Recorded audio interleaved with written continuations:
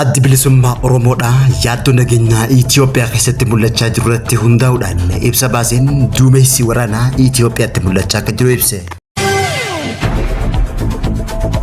Pirezidaantiin biyya Turkii daawwannaa guyyaa kaleessaa magaalaa Finfinneetti taasiseen walitti bu'iinsi haaroonni gaafa Afrikaa keessatti akka hin uumamne akeekkachiisuun ibsame.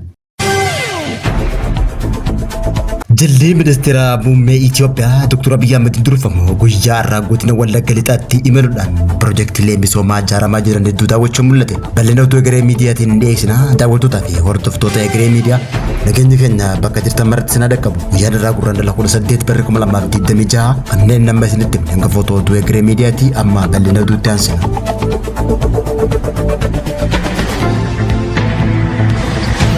Walitti bu'iinsa waggoota 10 dabran kana keessa Oromiyaa fi naannolee biroo keessatti itti fufee ture rakkoo nageenya hawaasummaa fi diinagdee biyyattiitiif sababa guddaa akka ta'e adda bilisummaa Oromoo ibsa baaseen beeksise. Haala nageenya biyyattii keessatti yaachisaa ta'e yaaddoo waraanaa hamaa biyyattii keessatti mul'achaa jiru ilaalchisee adda bilisummaa Oromoo ibsa gurraandhala 16 bara 2026 baaseen garaagarummaa siyaasaan gammaattee furmaata akka hin arganne himuudhaan uummanni Oromoo fi jiraattonni Oromiyaa keessaa fi biyya alaa daangaa naannoo isaa eeggachuuf tokkummaa isaa akka cimsan yaamicha dhiyeessee jira. Wantoota yaamichaaf dhiyeesse kana raawwachuun akka lammii tokkotti dirqama lammummaa ta'uu adda bilisummaa Oromoo cimsee ibse. Itoophiyaa keessatti wallabdee hidhannoo gaggeeffamaa jiru kaasuudhaan ibsi kun saamicha lafaa seenaa Oromoo ammallee hin dhaabbanne jechuun himate. Akka adda bilisummaa Oromoo jedhutti Oromiyaan qabeenya uumamaatiin badhaatu taatullee walitti bu'iinsa yeroo dheeraaf naannicha iddoo waraanatti gaggeeffamaa jiru taasisuun jiraattonni hedduun rakkoo diinagdee hamaa keessa jiraachuu ibse. Waggoota dabran kana keessa sochii hidhannoo daangaa qaxxaamuraa taasifamu haala nageenyaa naannichaa daran kan hammeesse ta'uu ibsuudhaan bakka tokko tokkotti to'annoo bulchiinsaa akka laaffisuu fi jireenya guyyaa guyyaa lammiilee nagaa akka jeequu kan taasisu ta'uu adda bilisummaa Oromoo ibsa baaseen beeksise. Mootummaan marii siyaasaa dhugaatii fi hunda hammataa qooda fudhattoota hunda waliin akka jalqabu furmaata akka ta'ellee adda bilisummaa Oromoo kun yaamicha dhiyeesseef. Mirgoonni dimokiraasii fi namummaa akka kabajaman akkasumallee wallabdeen daangaa naannoo bu'uura seeraatiin akka furamtu gaafatee jira. Nageenyi waaraan galmaan gahuudhaaf tattaaffii taasifamu keessatti hirmaannaan qooda fudhattoonni biyya keessaa fi idil addunyaa barbaachisaa ta'uu kan ibse adda bilisummaa Oromoo Itoophiyaa keessatti nagaa fi tasgabbii waaraa mirkaneessuu keessatti humnoonni siyaasaa waldaaleen siivikii dhaabbileen mirga namummaa hawaasni idil addunyaa gahee isaanii akka bahan adda bilisummaa Oromoo yaamicha taasise. Pirezidaantiin Turkii Rasiib Tayyip Erdogan daawwannaa guyyaa kaleessaa Itoophiyaa magaalaa Finfinneetti taasiseen rakkoodhaa fi walitti bu'iinsa amma mul'achaa jiruun alatti walitti bu'iinsi haaroonni gaafa Afrikaatti akka hin uumamneef ibsa kanneen akeekkachiise. Gaafa Afrikaa keessatti qormaanni biyyoota naannichaa mudachaa jiran tumsa waliiliitii fi furmaata naannootiin furmaata argachuu akka qaban kan dubbate Pirezidaantiin Turkii Rasiib Tayyip Erdogan ministeera muummee Itoophiyaa Dr. Abiy Ahmed wajjin ibsa waloo kennaniin tasgabbii gaafa Afrikaatiif xiyyeeffannoo addaa akka kennamuuf akkasumallee dhiibbaa wal dorgommii ji'opolitikaa alaa naannicha irratti qabu laalamuu akka qabu cimsanii kan dubbatan hooggantoonni lameen hariiroo biyyoota lameen jidduu jiru laalchisee ibsa kan kenne Pirezidaantiin Turkii Erdogan keessumattuu misooma bu'uuraalee misoomaa gama anniisaa manufaaktcharingii turizimii fi dameewwan diinagdee ijoo biroo irratti tumsi isaan qaban cimee kan itti fufu ta'uu mirkaneesse. Ejensiin misoomaa fi tumsa Turkii faawundeeshinii marii Itoophiyaatiif hojii barnoota akkasumallee misooma gaggeeffamaa jiru walitti dhufeenya seenaatii fi uummata biyyoota lameenii daran kan cimse ta'uu Pirezidaantiin Turkii kun ibse. Pirezidaantichi siyaasa naannoo irratti ejjennoo cimaa Turkiin qabdu irra deebi'uun kan ibse hoggaa ta'u nagaa waaraaf abbaa biyyummaatii fi nageenya naannoo biyyoota kabajuun barbaachisaa ta'ullee dhaame. Pirezidaantiin Turkii Rasiib Tayyip Erdogan keessumattuu beekamtiin Israa'el Somaalilaandiif kennite tasgabbii naannichaatiif gumaacha gaarii akka hin qabne dubbachuudhaan wallabdeen Itoophiyaa fi Somaaliyaa jidduu jiru salphisuudhaaf Turkiin akkuma ammaan dura manguddummaa jalqabde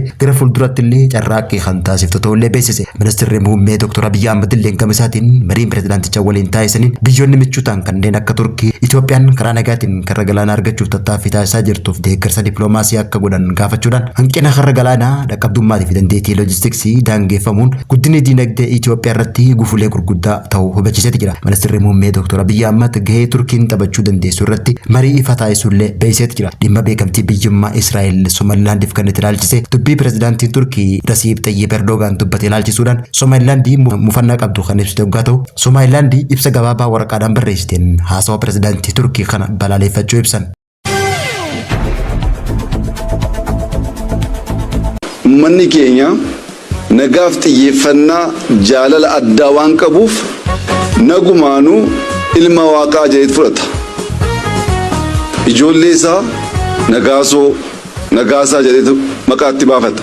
Jilli ministeera muummee Itoophiyaa Dr. Abiy Ahmed durfamu kun qondaaltota mootummaa federaalaa olaanoo fi naannoo Oromiyaa hoggatan jilli kun guyyaarraa gurraandhala 18 bara 2026 piroojeektii misoomaa Wallagga Lixaa warshaa dhagaa cilee arjoo piroojeektii jallisii dhedheessaatii fi piroojeektii warqii tulluu kaabbii kanaanaa ganjiitti argamu daawwataniiti jiru. Ministeerri muummee Itoophiyaa Dr. Abiy Ahmed daawwannaa tanaan karaa feesbuukii isaatiin warshaan dhagaa cilee arjoo fedhii dhagaa cilee biyya alaatti galfamaa ture biyya keessatti guutuudhaan Itoophiyaan misooma industirii damichaa shoora ijoo taphatan jechuudhaan warshaan kun industiriiwwan simintoo sibiilaa fi ijaarsaatiif galteewwan dheedhii barbaachisan kan dhiyeessu ta'uu ibseeti jira. Kana malees piroojeektiin kun Itoophiyaan eegumsa naannoo mirkaneessuudhaan misooma industirii guddisuu akka dandeessu kan agarsiisu ta'uu Dr. Abiy ibseeti jira. Kana malees ministeerri muummee Dr. Abiy Ahmed godina Qellem Wallaggaatti piroojeektii misooma jallisii qeexoo daawwachuudhaan haasoo taasiseen qeexoo kaleessa irraa dhuyinee fi itti dhiqanne ittiin guddanne arra akka wal arguuf sababa ta'ee jira jechuudhaan kennaa waaqaatii fi uummata keenya qeexoon bara lakkaa'e yeroo eegee maatii kootti akkaan deebi'u waan na taasiseef gammachuu guddaan natti dhaga'amaa jechuudhaan dubbate. Uummanni Oromoo nageenyaaf